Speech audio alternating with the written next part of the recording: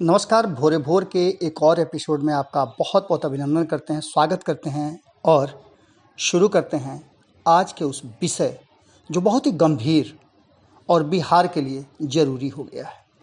जहां आपने देखा होगा कि बंगाल चुनाव की चर्चा बड़ी लंबे समय से चल रही थी। चुनाव के शुरुआत से ही बिहार को देखा जा रहा था, जबकि चुनाव बंगाल में था। अब इस चुनाव परिणाम के बाद क्या स्थितियां हैं वो खबरों के माध्यम से आप जरूर देख रहे होंगे। बंगाल में ममता बनर्जी की तीसरी बार सरकार बनने जा रही है। हालांकि ममता बनर्जी हार गई हैं, इसको लेकर के भी कई तरह की बातें चल रही हैं और भारतीय जनता पार्टी के लिए सबसे बड़ा खुशी का और पूरे विश्व को जीत लेने का ये मद्दा हाथ में लग गया है। भारतीय जनता पार्टी इसी बात से खुश है कि उसने ममता बनर्जी को हरा दिया नंदीग्राम में।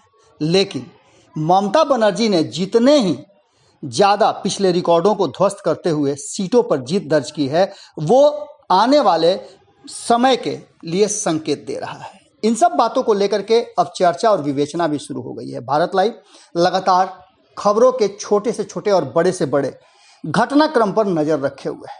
क्या कुछ राजनीतिक परिवर्तन हो रहे हैं उस पर तो हमारी नज़र है ही, लेकिन उसके साथ लोगों के जीवन को निगल रहे कोरोना पर भी हमारी नज़र बड़ी बारीक है।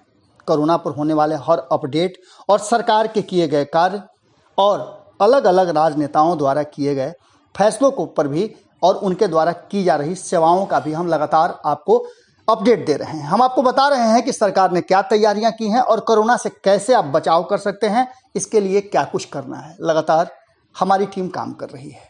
बिहार में एक बड़ी घटना घटी है। आखिरकार नीतीश कुमार को फैसला लेना ही पड़ा, जिसकी चर्चा लंबे समय से चल रही थी। और इस बात को लेकर के राजनीतिक चश्मे से अगर इसको देखा जाए तो लंबे समय से इसके इंतजार सभी को थे। बिहार के 12.5 करोड़ जनता जो है वो इस बात के इंतजार में थी कि नीतीश कुमार कब कोई बड़ा और कड़ा फैसला लेते हैं।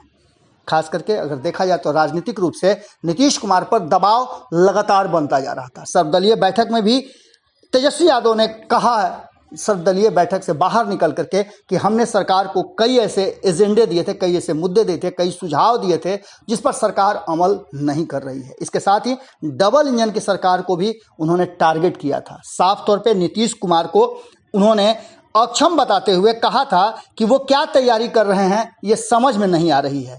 इधर भी आपने देखा होगा कि लगातार नीतीश कुमार पर हमलावर हैं, चाहे वो सरकार को लेकर के हो या फिर सरकार के फैसलों को लेकर के हो, कोरोना को लेकर के हो। तेजस्वी यादव ने एक ट्वीट किया था। हम इस ट्वीट की चर्चा इसलिए कर रहे हैं कि आगे की खबर बहुत बड़ी है। नीतीश कुमार के उस फैसले पर है जिसने पूरे बिहार में एक अलग तरह का नीतीश कुमार की छवि सामने लाने का प्रयास किया है और इसके साथ ही भारतीय जनता पार्टी और केंद्र के सरकार से उनके संबंधों को भी उजागर करने वाला है। नीतीश कुमार के ये फैसला बड़ा ही कड़ा है और इसका प्रभाव बिहार के 243 विधानसभा के सदस्य और इसके साथ ही 75 एमएलसी पर पड़ने वाला है। आपको बता दें कि इसके पहले नीतीश कुमार पर तंज कसते हुए तेजस्वी यादव ने एक ट्वीट किया था एक दिन पहले, अनुकंपाई मुख्यमंत्री जी, कृपया कर कुर्सी के लिए बिहार वासियों के स्वास्थ्य से खिलवाड़ मत करिए। आप केंद्र के केस लोड के अनुपात में क्यों नहीं 2 आवंटन की मांग कर रहे हैं। आप अपने मई महीने के केस लोड प्रोजेक्शन बनाया और केंद्र को भेजा या नहीं, ये भी बातें हमें बताएं, क्योंकि आपके मुंह में दही जमी हुई है और इस वक्त आप चुप्पी साधे हुए हैं। इतना ही नहीं, उन्होंने आगे बढ़ाते हुए इस बात को आगे कहा कि सीएम साहब, विदेशों से आई ऑक्सीजन सिलेंडर, दवाइयाँ और अन्य जरूरी मेडिकल सप्लीमेंट क्या बिहार को मिल रहे हैं? क्या आपने इसकी मांग की है? बिहार के वाजिब हक के लिए हम आपके साथ खड़े हैं। आखिर बाकी राज्य केंद्र से कैसे दबाव बनाकर 02 दवाई, उपकरण, वैक्सीन आदि लेने में कामयाब हो रहे हैं और बिहार पिछड़ रहा है। अब आप समझ सकते हैं कि तेजस्वी यादव के इस बयान के बाद क्या कुछ सामने आ सकता है। और नेता प्रतिपक्ष जब कोई बात कहता हो तो उस बात का कहीं ना कहीं सरकार पर असर होना चाहिए।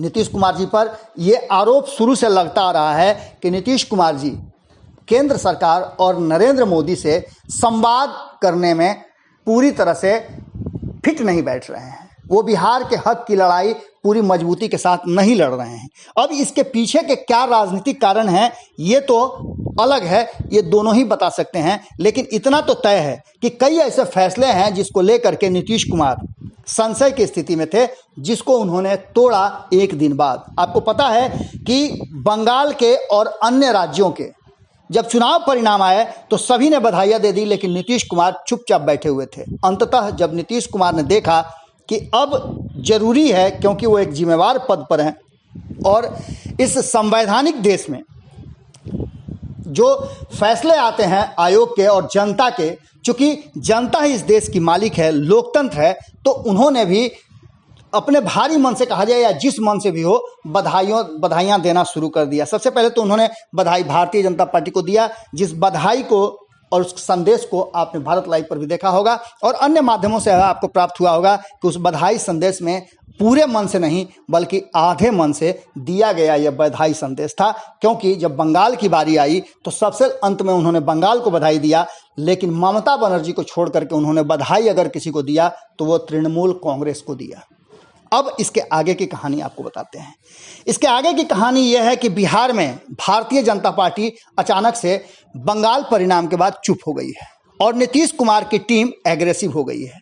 आपको बता दें कि हम चर्चा कुछ लोगों की जरूर करना चाहेंगे। सबसे पहले हम चर्चा करना चाहेंगे उपेंद्र कुशवाहा की, जो आरएलएसपी के सुप्रीमो होते हुए जिस तरह से आम जनता के लिए और बिहार के लिए लड़ाई लड़ रहे थे, उस लड़ाई को सभी ने सपोर्ट किया था और लोगों को लगा था कि एक ऐसा नेता मिल गया है जो कि बिहार के लिए जूझने का काम कर सकता है।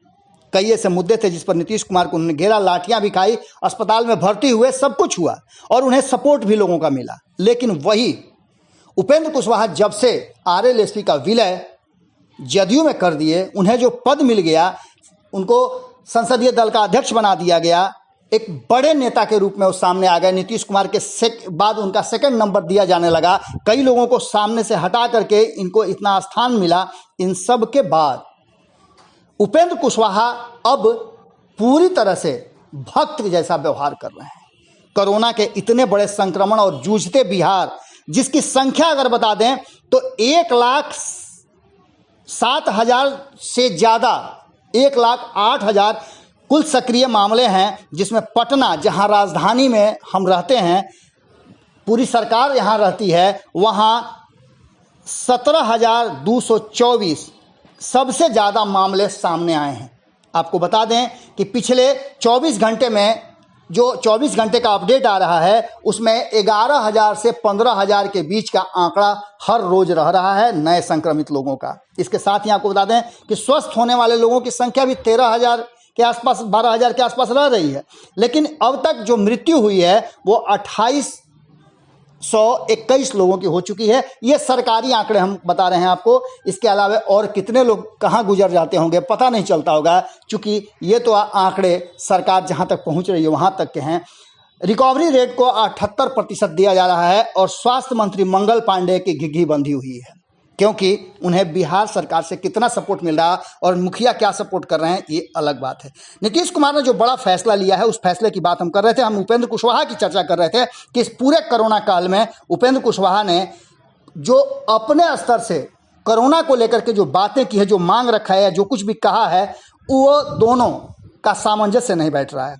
कोरोना पर 5 दिन पूर्व उनके एक ट्वीट आए थे जिसमें उन्होंने अपने परिवार के कई सदस्यों के पॉजिटिव होने की बात कही थी। उसके पूर्व उन्होंने अपने पूर्व सहयोगी और आरएलएसपी की वरिष्ठ नेता रही मधु मंजरी जी, जो अब आरजेडी में चली गई हैं, इनके जदयू में शामिल होने के एवज में, गुस्से में वो इन्हें छोड़ करके, जो कि शुरू से स्थापना के समय से ही ये सक्रिय सदस्य के रूप में थी और वरिष्ठ सदस्य थी, इनके पति की कोरोना से मृत्यु होने के बाद एक ट्वीट किया था।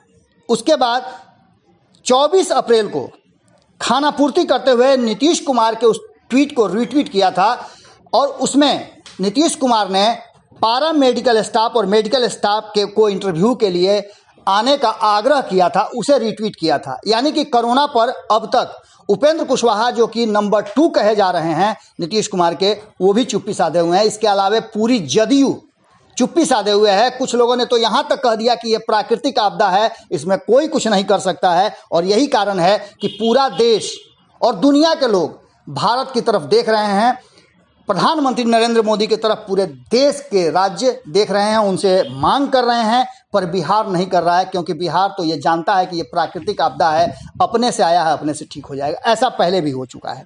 इसके अलावा आपको बता दें कि 13 विपक्षी दलों ने मुफ्त में टीकाकरण अभियान को शुरू करने की बात कही है, लेकिन अंत में आपको वो बातें हम बता रहे हैं जिसको फैसले के रूप में नीतीश कुमार ने अंतिम रूप में आखिरकार अपना फैसला ले ही लिया है, जिसका बिहार पर खासा असर पड़ने वाला है। आपको बता दें कि कोरोना को लेकर के विधायक और विधान परिषद के सदस्य अपने अपने क्षेत्र में और जहां जितनी समझ हो रही है, जितना सकान हो रहा है लोगों का, उतना काम कर रहे हैं। अब आधिकारिक रूप से मुख्यमंत्री नीतीश कुमार ने बैठक करके, कैबिनेट की बैठक में एक फैसला किया है कि विधानसभा और विधान परिषद के माननीय सदस्य जो भी हैं वो 2 करोड़ रुपए अपने अनुमान्य राशि 2021-22 में से कोरोना उन्मूलन कोष में उपलब्ध कराएंगे। 2 करोड़ रुपए, वो राशि इससे अधिक भी दे सकते हैं और ये सबके लिए मैंडेटरी कर दिया गया है। यानी कि कोरोना से लड़ने के लिए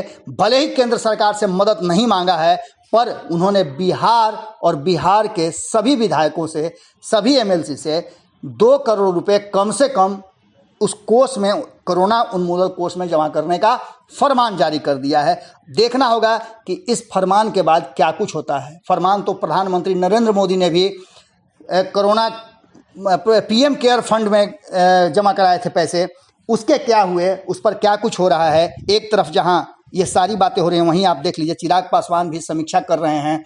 तेजस्वी यादव का मैंने बताया ही कि लगातार वो नीतीश कुमार पर हमलावर हैं।